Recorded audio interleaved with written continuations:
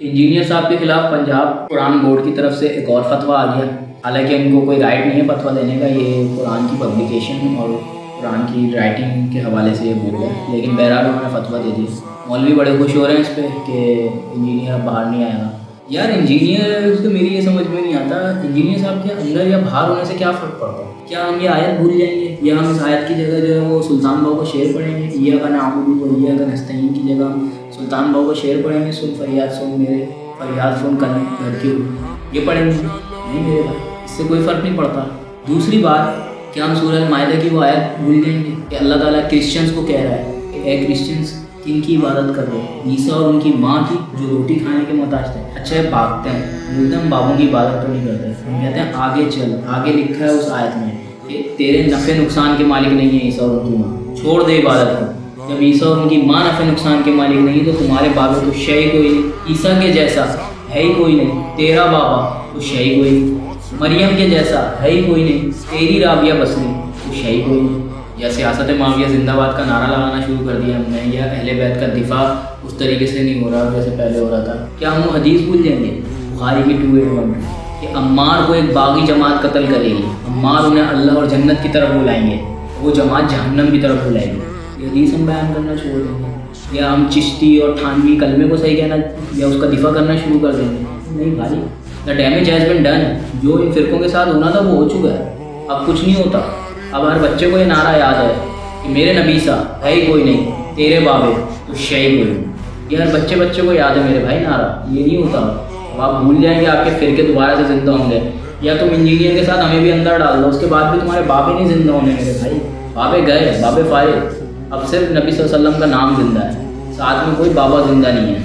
صرف وہ بابے زندہ ہیں جنہوں نے نبی کے ساتھ وفاداری کی ہے، اور جو غدار ہیں اللہ اور اس کے رسول کے وہ گئے.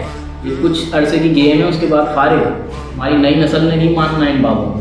اور دوسری بات، ہمارا تو علم اختلاف ہے میرے بھائی ہر کسی سے. ہم ذاتیات پہ آتے ہی نہیں ہیں. اگر ذاتیات پہ اتر جائیں تو ہم انہیں کی طرح جو ہے ہماری زبان ہو اور انہیں کی طریقے سے ہم اختیار کریں.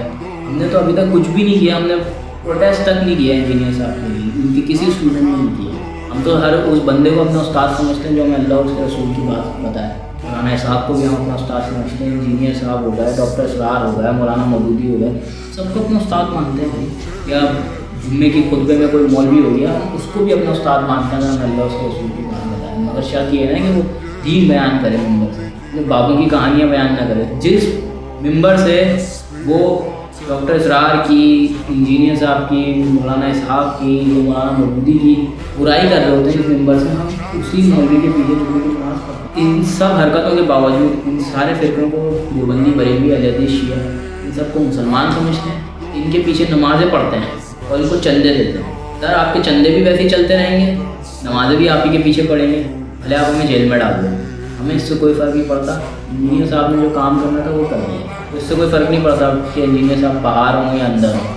انجینئر صاحب کے اندر ہونے کی وجہ سے اب انجینئر صاحب کو کوئی اسٹوڈنٹ عالی مدد کا بھی نعرہ نہیں لگایا. اما یجیب المضطر اذا دعا ویکشف السوء ویجعلکم خلفاء الارض، سورہ النمل کی آیت نمبر 62 ہے.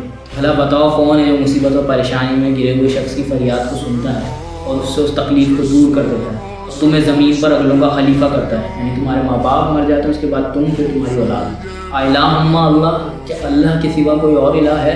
قلیلا ما تذکرون، لیکن بہت کم ہی لوگ ہیں جو نصیحت حاصل. اللہ کا شکر ہے قیامت کے دن نبی صلی اللہ علیہ وسلم کے پاس حاضر ہوں گے، حوض کوثر پہ جام ہم پئیں گے آپ صلی اللہ علیہ وسلم سے. دنیا میں ہم نے توحید کا جام پی لیا ہے، اب یہ ختم نہیں ہوتا میرے بھائی. تم انجینئر صاحب کے تو ہم سب کو اندر ڈال دو، کوئی فرق نہیں پڑتا. ہم سب دنیا سے چلے بھی جائیں، اللہ تعالیٰ اپنے نئے بندے زندہ کر دے گا دین کے لیے.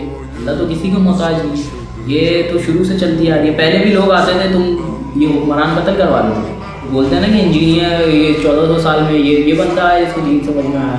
نہیں میرے بھائی، وہ محدثین اور جو امام ہیں، میں آپ کو امام نسائی کا ایک واقعہ سنا دیتا ہوں.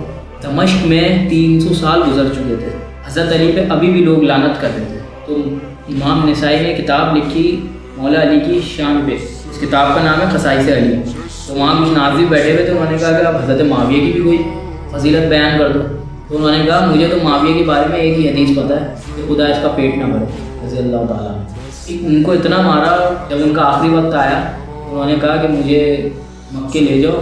مکے میں جہاں اہل بیت کے گھر تھے نا، वहाँ दफन हुए, अहले बैत के लिए शहीद हुए। तुम लोगों ने तो पीछे भी हमारे इमाम को कत्ल किया हुआ है, ये कोई पहला बंदा नहीं है जो आया, पहले भी लोग आए, मुहद्दिसीन इमाम सारे ये सब मेजॉरिटी इनमें से कत्ल हुए हैं सारे।